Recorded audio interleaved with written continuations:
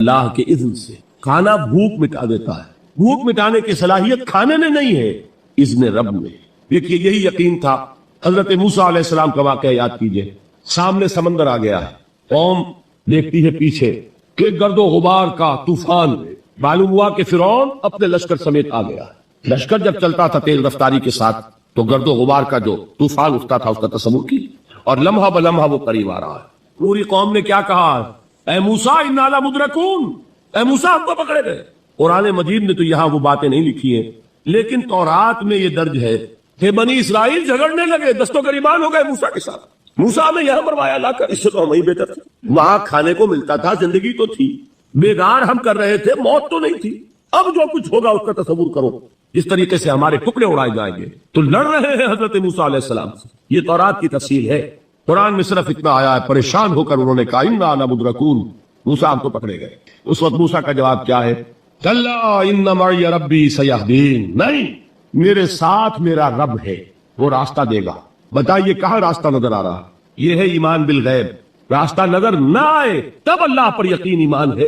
جیب میں پیسے ہو تب دل کو اطمینان ہے، تو ایمان کس پر ہوا؟ پیسے پر، اللہ پر نہیں۔ جب وسائل و ذرائع نہ ہو اور پھر یقین ہو کہ اللہ مسبب الاسباب ہے، وہ اسباب کا پابند نہیں ہے، وہ اسباب کا محتاج نہیں ہے، اسباب اس کے محتاج ہے۔ اگر یہ یقین ہے تو اللہ پر ایمان ہے، یہ نہیں ہے تو تمہارا ایمان اسباب پر ہے، وسائل پر ہے، ذرائع پر ہے، مادیات پر ہے، اللہ پر نہیں۔ اس وقت کہاں راستہ تھا؟ تو راستہ تھا سمندر ہے اور ادھر سے لشکر آ گیا ہے۔ کلا ان معی ربی سیہدین۔ اب دیکھیے ایمان کہہ دینا آسان ہے، ہوا معکم اینما کنتم، جہاں کہیں بھی تم ہوتے ہو اللہ تمہارے ساتھ ہوتا ہے، لیکن اس کا یقین قائم ہو جائے تو زمین و آسمان کا فرق واقع ہو جائے۔ الف لام میم یہ حروف مقطعات ہیں جن کے بارے میں اجمالی گفتگو سورہ بقرہ کے آغاز میں ہم کر چکے ہیں۔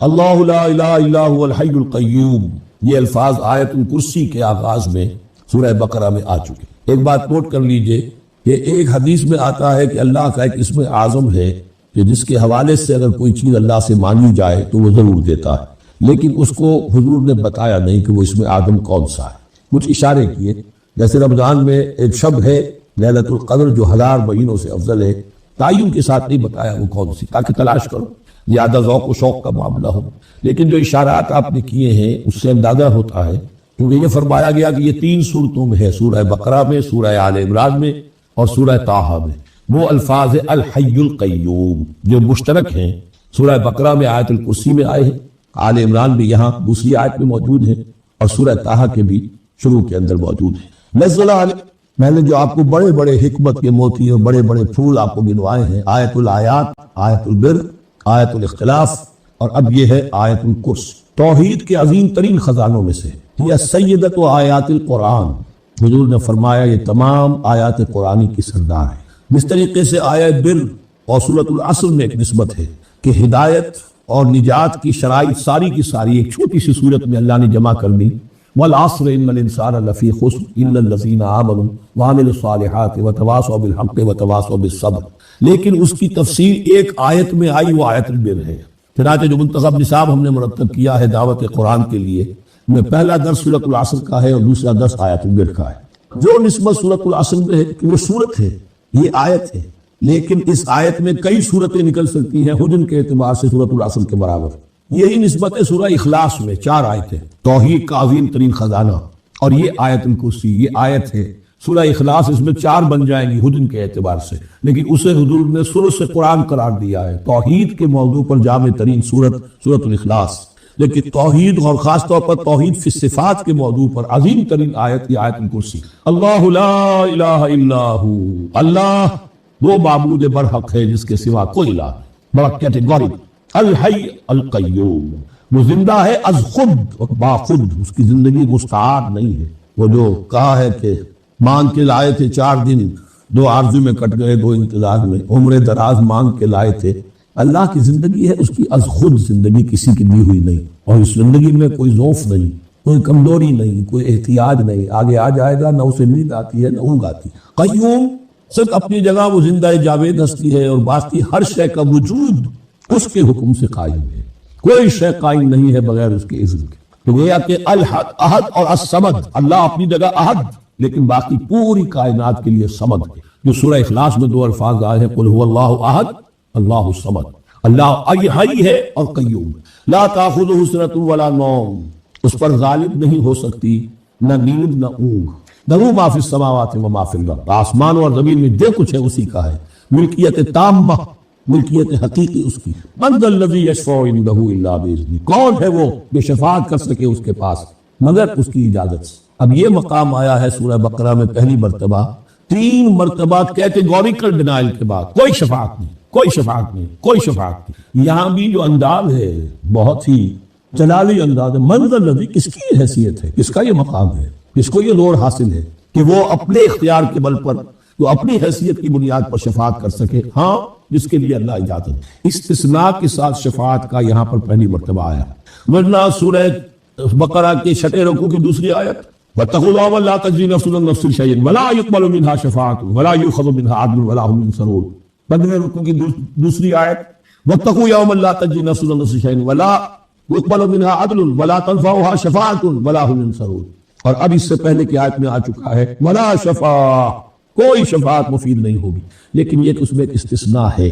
اب یہ ذرا باریک مسئلہ ہے کہ شفاعت حقہ کیا ہے، شفاعت باطلہ کیا ہے، تو دورہ ترجمہ قرآن میں اتنی تفاصیل کے ساتھ بحث نہیں کی جا سکتی، وہ ایک علیحدہ موضوع ہے۔ حال ہی میں نے اس پر اپنے درس ریکارڈ کرا دیے۔ یعلم ما بین ایدیہم وما خلفہم، وہ جانتا ہے جو کچھ ان کے سامنے اور جس کو پیچھے ہے۔ عام طور پر دنیا میں ہم سفارش کرتے ہیں تو کہتے ہیں کہ بھئی میں جانتا ہوں اس شخص کو بہتر، اصل میں جیسا کچھ یہ نظر آتا ہے ویسا نہیں ہے، یا جیسا کچھ فیکٹس آن دی فائل آ گئے ہیں وہ بڑے ہی ڈیسیونگ ہے، اصل حقائق کچھ اور ہے اس کیس کے، وہ میں آپ کو بتاتا ہوں۔ یہ بات اللہ کے سامنے کون کہہ سکتا ہے، جبکہ اللہ تو جانتا ہے جو کچھ ان کے سامنے، جو کچھ ان کے پیچھے ہے، اور ان کا حال یہ ولا یحیطون بشیء من علمہ الا بما شاء،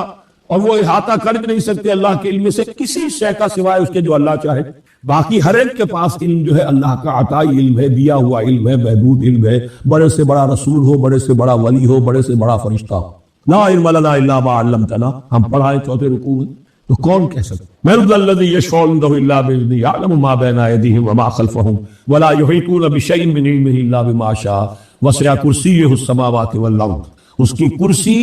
تمام آسمانوں اور زمین کو محیط ہے۔ اب کرسی کے 2 مفہوم یہاں ہو سکتے ہیں، یہ کہ اس سے جو معنی مراد ہے یعنی اس کا اقتدار، اس کی قدرت، اس کا جبر، اس کا اختیار،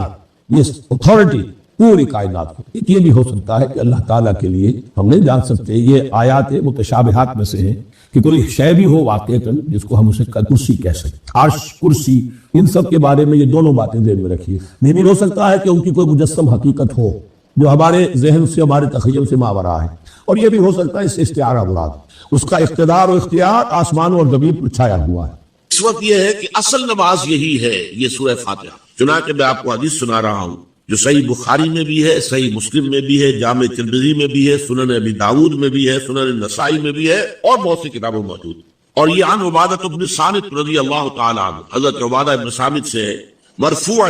کہ حضور نے فرمایا لا صلاۃ لمن لم یقرأ بفاتحۃ الکتاب، اس شخص کی کوئی نماز نہیں ہے جس نے کہ سورہ فاتحہ کی تلاوت نہیں کی۔ اب اس سے ہمارے ہاں ایک بڑا اختلاف پیدا ہوا، وہ نوٹ کر لیجیے۔ ایک رائے یہ ہے آپ اگر علیحدہ نماز پڑھ رہے ہیں تو ظاہر بات ہے کہ آپ کو ہر رکعت میں خود پڑھنی ہی پڑھنی ہے سورہ فاتحہ۔ جب باجماعت پڑھ رہے ہیں اب کیا شکل ہے، امام پڑھ رہا ہے سورہ فاتحہ تو کیا مقتدی کو بھی پڑھنی چاہیے؟ اس حدیث میں جو الفاظ کی شدت ہے اس کی بنا پر رجحان یہ ہوتا ہے کہ یقیناً اس صورت میں ہر شخص کو لا صلاۃ لمن لم یقرأ بفاتحۃ الکتاب، جس نے کہ فاتحہ کی تلاوت نہیں کی، قرات نہیں کی، ان کی کوئی نماز ہی نہیں۔ تو یہ موقف ہے امام شافعی کا، یہی مسلک ہے ہمارے اہل حدیث بھائیوں کا کہ آپ چاہے اکیلے نماز پڑھ رہے ہو، چاہے امام کے پیچھے پڑھ رہے ہو، اور چاہے امام جو ہے وہ جہری رکعت پڑھا رہا ہے اور چاہے سری رکعت پڑھا رہا ہے۔ خاموشی والی رکعت سورہ، آپ کو معلوم ہے کہ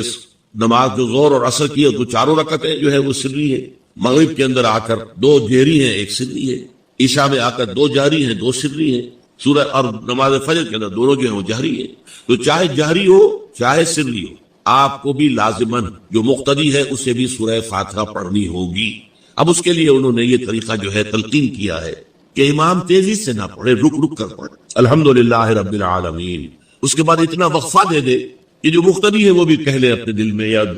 پڑھ لے الحمدللہ رب العالمین الرحمن الرحیم تو یہ رک رک کر پڑھنا، خاص طور پر اگر آپ کو موقع ہوا ہو کسی اہل حدیث امام کی امامت میں نماز ادا کرنے کا، تو آپ دیکھیں گے کہ بڑا فرق ہے۔ ہمارے جو حنفی امام الحمدللہ رب العالمین الرحمن الرحیم مالک یوم الدین ایاک نعبد و ایاک نستعین، 4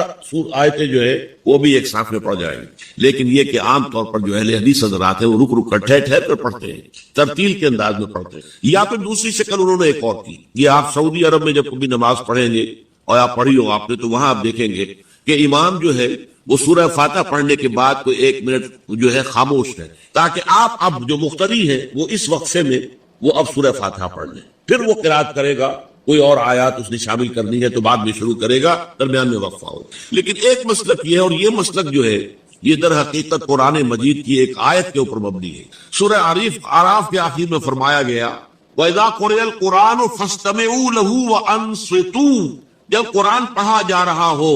تو توجہ سے اسے سنو، خود خاموش رہو۔ اب یہ قرآن مجید کی آیت ہے، اس کے بنا پر ایک رائے یہ ہے کہ آپ امام کے پیچھے سورہ فاتحہ نہیں پڑھیں، پڑھا جا رہا ہے سنو اس کو، خود خاموش رہو۔ اور اس کے لیے وہ دلیل دیتے ہیں کہ یہ شکل ایک وفد کی سی ہے، جیسے کسی بڑی شخصیت کے پاس اگر آپ کا کوئی وفد جاتا ہے، 8-10 افراد ہیں، ان میں اسپوکس مین ایک ہوتا ہے، وہ بات کرتا ہے، باقی سب لوگ موجود رہتے ہیں، سنتے ہیں۔ اسی طریقے سے امام جو ہے وہ گویا کہ آپ کا نمائندہ ہے، اور وہ پڑھ رہا ہے الحمدللہ رب العالمین الرحمن الرحیم مالک یوم الدین، تو امام کی قرات ہی آپ کی بھی قرات ہو، گویا کہ اس آیت سے، اس حدیث سے اختلاف نہیں ہے، اس کی تعبیر سے اختلاف ہے کہ امام کا قرات کر لینا در حقیقت مقتدیوں کی طرف سے بھی قرات۔ اس میں جو حنفی مسلک ہے وہ بہت سخت ہے، اور وہ یہ ہے کہ چاہے سری نماز ہو اور چاہے جہری ہو، ہر کسی بھی حالت میں مقتدی جو ہے وہ سورہ فاتحہ نہیں پڑھے۔ اب اس میں ذرا سا سوال پیدا ہوتا ہے کہ جہری رکعت میں تو اس آیت کا اطلاق ہو جائے گا کہ وَإِذَا قُرِئَ الْقُرْآنُ فَاسْتَمِعُوا لَهُ وَأَنصِتُوا، سری میں تو اس آیت کا اطلاق نہیں ہوتا۔ بہرحال یہ مسلک ہے، امام شافعی کا ایک انتہا پر ہے، ہر صورت میں سری ہو یا جہری ہو آپ کو پڑھنی ہی پڑھنی ہے، اور امام ابو حنیفہ دوسری انتہا پر ہے کہ چاہے سری ہو چاہے جاری ہو کسی شکل میں نہیں پڑھا۔ امام مالک کا مسلک ہے درمیان میں، اور میں اس میں کوئی جھجک محسوس نہیں کرتا کہ میں آپ کے سامنے عرض کر دوں کہ میں اس پر عمل پیرا ہوں۔ وہ کیا ہے؟ جہری نماز میں خاموش رہو اور سنو، اس آیت کا اطلاق ہو جائے گا جب بلند آواز سے پڑھ رہا ہے امام تو پوری توجہ، فَاسْتَمِعُوا لَهُ، اپنی پوری توجہ کو اس کے سننے کے اوپر مرکوز کر دو اور خود خاموش۔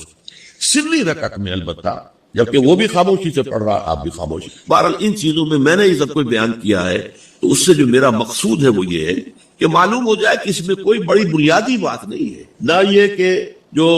حنفی ہیں وہ اس حدیث کا انکار کرتے ہوں کہ لا صلاۃ لمن لم یقرأ بفاتحۃ الکتاب، کیسے وہ انکار کریں گے؟ اور نہ ہی کوئی جو حنبلی ہے یا اہل حدیث ہے وہ قرآن کی اس آیت کا اختلاف سے جو ہے وہ اختلاف کر سکتا ہے کہ اذا قرئ القرآن فاستمعوا له وانصتوا، لیکن یہ کہ اس کے پھر اس سے جو احکام کا استنباط ہے اس میں اختلاف ہو جاتا ہے، تو اس کو نہیں سمجھنا چاہیے کہ یہ کوئی بہت بڑی اہمیت والی بات ہے۔ ماں کے جو فرض نماز ہے اصل اہمیت ہمارے ہاں عام طور پر مذہبی حلقوں میں، اور خاص طور پر جو ذرا متصوفانہ انداز کے رنگ کے لوگ ہوتے وہ فرض کو تو بس ایسے ہی ادا کر لیتے ہیں جیسے بس اس کی کوئی اہمیت نہیں، بلکہ بعض لوگ وہ بھی ہیں کہ وہ فرض کو تب کر دیتے ہیں، نوافل پر سارا دور، صرف رات کی نماز پر زور دیا جا رہا ہے، فرض نمازوں یہ ہم نے دیکھے ہیں، ایسے لوگ بالفعل دیکھے۔ یہ تمام چیزیں جو ہیں در حقیقت اس پھر راہ نبوت سے انسان کو ہٹا دینے والی۔ فرض کتنا فرض، نفل کتنا، نوافل کے بارے میں جو ہے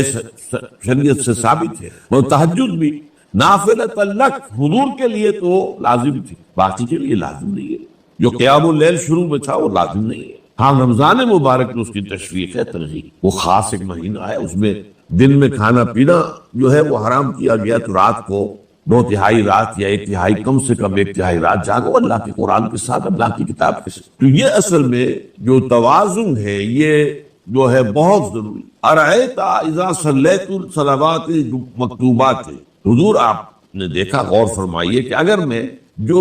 فرض نمازیں ہیں وہ ادا کروں، اب مثلا ایک حدیث مجھے اور یاد آئی، فرض نماز کی اہمیت کو بیان کرنے کی حضور نے فرمایا جس شخص نے عشاء کی نماز بھی جماعت کے ساتھ ادا کی اور پھر فجر کی نماز بھی جماعت کے ساتھ ادا کی، اس کے لیے پوری رات کا قیام لکھ دیا ہے۔ فرض کی یہ ہے، وَإِذَا صَلَّيْتُ الْمَكْتُوبَاتِ صلوات المکتوبات وصمت رمضان، اور میں روزہ بھی رمضان کے روزے رکھ لوں، باقی روزہ رکھنا آپ کی مرضی پر ہے، رکھیں ٹھیک ہے، لیکن وہ لازم نہیں ہے۔ نجات کے لیے لازم جو بیس لائن ہے وہ جو عبادات فرض، اس کے بعد جتنا آدمی اضافہ کر سکے حالات کو بھی دیکھیں۔ بعض حالات ایسے ہوں گے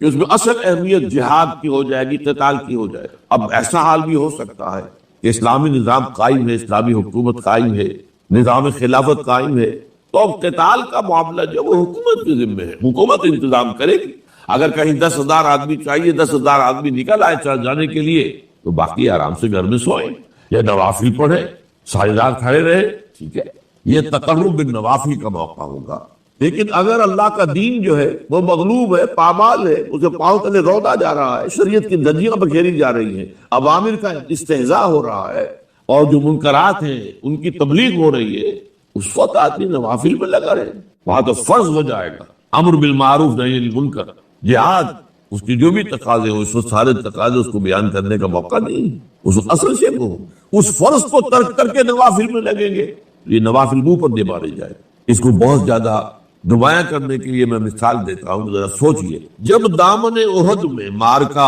جاری تھا اور صحابہ کی جان پر بنی، خود حضور کی جان پر بنی ہوئی تھی، آپ کو معلوم ہے آپ زخمی ہوئے ہیں اور اتنا خون آپ کا بہہ گیا ہے کہ آپ بے ہوش ہو گئے ہیں، اور خبر ہو گئی کہ آپ کا تو انتقال ہو گیا، شہید ہو گئے۔ اس وقت اگر کوئی شخص مسجد نبی میں بیٹھا ہوا درود کی تسبیح پڑھ رہا ہو، یا کوئی اور نوافل ادا کر رہا ہو، یا قرآن پڑھ رہا ہو، تو اس کے بارے میں کیا حکم کہو؟ پکا منافق، حالانکہ کام تو وہ اچھے کر رہا۔ درود کی کتنی فضیلت آئی ہے، اور نوافل ہے، یا قرآن کا پڑھنے کا ایک ایک حرف کا 10 نیکیوں کا ثواب ہے۔ اس وقت یہ ہے کہ اصل نماز یہی ہے، یہ سورہ فاتحہ۔ چنانچہ میں آپ کو حدیث سنا رہا ہوں جو صحیح بخاری میں بھی ہے، صحیح مسلم میں بھی ہے، جامع ترمذی میں بھی ہے، سنن ابی داؤد میں بھی ہے، سنن نسائی میں بھی ہے، اور بہت سی کتابوں میں موجود۔ اور یہ عن عبادہ بن صامت رضی اللہ تعالی عنہ، حضرت عبادہ بن صامت سے ہے مرفوعا کہ حضور نے فرمایا لا صلاۃ لمن لم یقرأ بفاتحۃ الکتاب، اس شخص کی کوئی نماز نہیں ہے جس نے کہ سورہ فاتحہ کی تلاوت نہیں کی۔ اب اس سے ہمارے ہاں ایک بڑا اختلاف پیدا ہوا، وہ نوٹ کر لیجیے۔ ایک رائے یہ ہے، آپ اگر علیحدہ نماز پڑھ رہے تو ظاہر بات ہے کہ آپ کو ہر رکعت میں خود پڑھنی ہی پڑھنی ہے سورہ فاتحہ۔ جب باجماعت پڑھ رہے ہیں اب کیا شکل ہے؟ امام پڑھ رہا ہے سورہ فاتحہ تو کیا مقتدی کو بھی پڑھنی چاہیے؟ اس حدیث میں جو الفاظ کی شدت ہے اس کی بنا پر رجحان یہ ہوتا ہے کہ یقیناً اس صورت میں ہر شخص لا صلاۃ لمن لم یقرأ بفاتحۃ الکتاب، جس نے کہ فاتحہ کی تلاوت نہیں کی، قرات نہیں کی، ان کی کوئی نماز ہی نہیں۔ تو یہ موقف ہے امام شافعی کا، یہی مسلک ہے ہمارے اہل حدیث بھائیوں کا، کہ آپ چاہے اکیلے نماز پڑھ رہے ہو، چاہے امام کے پیچھے پڑھ رہے ہو، اور چاہے امام جو ہے وہ جہری رکعت پڑھا رہا ہے اور چاہے سری رکعت پڑھا رہا ہے۔ خاموشی والی رکعت سورہ، آپ کو معلوم ہے کہ نماز جو ظہر اور عصر کی ہے وہ چاروں رکعتیں جو ہے وہ سری ہے، مغرب کے اندر آ کر 2 جہری ہیں 1 سری ہے، عشاء میں آ کر 2 جہری ہیں 2 سری ہیں، سورہ اور نماز فجر کے اندر دونوں جو ہیں وہ جہری ہیں۔ تو چاہے جہری ہو چاہے سری، آپ کو بھی لازماً جو مقتدی ہے اسے بھی سورہ فاتحہ پڑھنی ہوگی۔ اب اس کے لیے انہوں نے یہ طریقہ جو ہے تلقین کیا ہے کہ امام تیزی سے نہ پڑھے، رک رک کر پڑھے، الحمدللہ رب العالمین، اس کے بعد اتنا وقفہ دے دے کہ جو مقتدی ہے وہ بھی کہہ لے اپنے دل میں، یا اب پڑھ لے الحمدللہ رب العالمین الرحمن الرحیم۔ تو یہ رک رک کر پڑھنا، خاص طور پر اگر آپ کو موقع ہوا ہو کسی اہل حدیث امام کی امامت میں نماز ادا کرنے کا، تو آپ دیکھیں گے کہ بڑا فرق ہے۔ ہمارے جو حنفی امام الحمدللہ رب العالمین الرحمن الرحیم مالک یوم الدین ایاک نعبد و ایاک نستعین، 4 آیتیں جو ہے وہ بھی ایک ساتھ میں پڑھ جائیں گی، لیکن یہ کہ عام طور پر جو اہل حدیث حضرات ہیں وہ رک رک کر ٹھہر ٹھہر کر پڑھتے ہیں، ترتیل کے انداز میں پڑھتے ہیں۔ یا پھر دوسری شکل انہوں نے ایک اور کی، یہ آپ سعودی عرب میں جب کبھی نماز پڑھیں گے اور آپ پڑھی ہو آپ نے، تو وہاں آپ دیکھیں گے کہ امام جو ہے وہ سورہ فاتحہ پڑھنے کے بعد کوئی 1 منٹ جو ہے خاموش ہے، تاکہ آپ اب جو مقتدی ہے وہ اس وقفے میں وہ اب سورہ فاتحہ پڑھ لیں، پھر وہ قرات کرے گا، کوئی اور آیات اس نے شامل کرنی ہے تو بعد میں شروع کرے گا، درمیان میں وقفہ ہو۔ لیکن ایک مسلک یہ، اور یہ مسلک جو ہے یہ در حقیقت قرآن مجید کی ایک آیت کے اوپر مبنی ہے۔ سورہ اعراف کے آخر میں فرمایا گیا وَإِذَا قُرِئَ الْقُرْآنُ فَاسْتَمِعُوا لَهُ وَأَنصِتُوا، جب قرآن پڑھا جا رہا ہو تو توجہ سے اسے سنو، خود خاموش رہو۔ اب یہ قرآن مجید کی آیت ہے۔ اس کے بنا پر ایک رائے یہ ہے کہ آپ امام کے پیچھے سورہ فاتحہ نہیں پڑھے، پڑھا جا رہا ہے سنو، خود خاموش رہو۔ اور اس کے لیے وہ دلیل دیتے ہیں کہ یہ شکل ایک وفد کی سی ہے، جیسے کسی بڑی شخصیت کے پاس اگر آپ کا کوئی وفد جاتا ہے، 8-10 افراد ہیں، ان میں اسپوکس مین ایک ہوتا ہے، وہ بات کرتا ہے، باقی سب لوگ موجود رہتے ہیں، سنتے ہیں۔ اسی طریقے سے امام جو ہے وہ گویا کہ آپ کا نمائندہ ہے، اور وہ پڑھ رہا ہے الحمدللہ رب العالمین الرحمن الرحیم مالک یوم الدین، تو امام کی قرات ہی آپ کی بھی قرات ہو گئی۔ گویا کہ اس آیت سے، اس حدیث سے اختلاف نہیں ہے، اس کی تعبیر سے اختلاف ہے کہ امام کا قرات کر لینا در حقیقت مقتدیوں کی طرف سے بھی قرات۔ اس میں جو حنفی مسلک ہے وہ بہت سخت ہے، اور وہ یہ ہے کہ چاہے سری نماز ہو اور چاہے جہری ہو، ہر کسی بھی حالت میں مقتدی جو ہے وہ سورہ فاتحہ نہیں پڑھے۔ اب اس میں ذرا سا سوال پیدا ہوتا ہے کہ جہری رکعت میں تو اس آیت کا اطلاق ہو جائے گا کہ وَإِذَا قُرِئَ الْقُرْآنُ فَاسْتَمِعُوا لَهُ وَأَنصِتُوا، سری میں تو اس آیت کا اطلاق نہیں ہوتا۔ بہرحال یہ مسلک ہے، امام شافعی کا ایک انتہا پر ہے، ہر صورت میں سری ہو یا جہری ہو آپ کو پڑھنی ہی پڑھنی ہے، اور امام ابو حنیفہ دوسری انتہا پر ہے کہ چاہے سری ہو چاہے جاری ہو کسی شکل میں نہیں پڑھ۔ امام مالک کا مسلک ہے درمیان میں، اور میں اس میں کوئی جھجک محسوس نہیں کرتا کہ میں آپ کے سامنے عرض کر دوں کہ میں اس پر عمل پیرا ہوں۔ وہ کیا ہے؟ جہری نماز میں خاموش رہو اور سنو، اس آیت کا اطلاق ہو جائے گا جب بلند آواز سے پڑھ رہا ہے امام تو پوری توجہ، فاستمعوا لہ، اپنی پوری توجہ کو اس کے سننے کے اوپر مرکوز کر دو اور خود خاموش رہو۔ سری رکعت میں البتہ جبکہ وہ بھی خاموشی سے پڑھ رہا، آپ بھی خاموشی سے پڑھ رہا۔ بہرحال ان چیزوں میں نے یہ سب کچھ بیان کیا ہے، تو اس سے جو میرا مقصود ہے وہ یہ ہے کہ معلوم ہو جائے کہ اس میں کوئی بڑی بنیادی بات نہیں ہے، نہ یہ کہ جو حنفی ہیں وہ اس حدیث کا انکار کرتے ہوں کہ لا صلاۃ لمن لم یقرأ بفاتحۃ الکتاب، کیسے بھی انکار کریں گے، اور نہ ہی کوئی جو حنبلی ہے یا اہل حدیث ہے وہ قرآن کی اس آیت کا جو ہے وہ اختلاف کر سکتا ہے کہ اذا قرئ القرآن فاستمعوا لہ وانصتوا، لیکن یہ ہے کہ اس کے پھر اس سے جو احکام کا استنباط ہے اس میں اختلاف ہو جاتا ہے، تو اس کو نہیں سمجھنا چاہیے کہ یہ کوئی بہت بڑی اہمیت والی بات ہے۔ جب اللہ سے دعا کی جاتی ہے تو عام طور پر کہتے ہیں اللہ اپنے حبیب کے صدقے میں ہمیں سیدھی راہ دکھا، اس کا موجودہ دور کے حوالے سے کیا کانسیپٹ ہے؟ جو کام بھی ہم اللہ کے ساتھ کریں وہ ایک عبادت کا جز ہو جاتا ہے، اور اس میں قاطعی پیروی ہونی چاہیے حضور کی اور صحابہ کی۔ یہ صحابہ سے ثابت نہیں، اس میں یہ ہے کہ ذرا بھی ہم ادھر سے ادھر ہو جائیں گے تو خطرے میں پڑ جائیں گے، مشتبہات میں آ جائیں گے۔ جو چیز صحابہ سے ثابت ہے اس پر اکتفا کیجیے۔ کیا وہ اس میں کوئی محرومیت تھی کسی شے کی وجہ سے، کم رہ گئے کہیں؟ اصل میں ہم ان چیزوں میں جو کچھ بڑھاتے چلے جاتے ہیں اس سے پھر گمراہی کے، اگر شروع میں وہ گمراہی نہیں بھی ہوتی تو گمراہی کا احتمال اور گمراہی کا امکان ہو جاتا ہے۔ تو کیپ آن دی سیف وے، اور سیف وے یہ ہے کہ جو بھی چیز دعا کے ضمن میں جو بھی دعائیں صحابہ کرتے تھے جس طور سے کرتے تھے،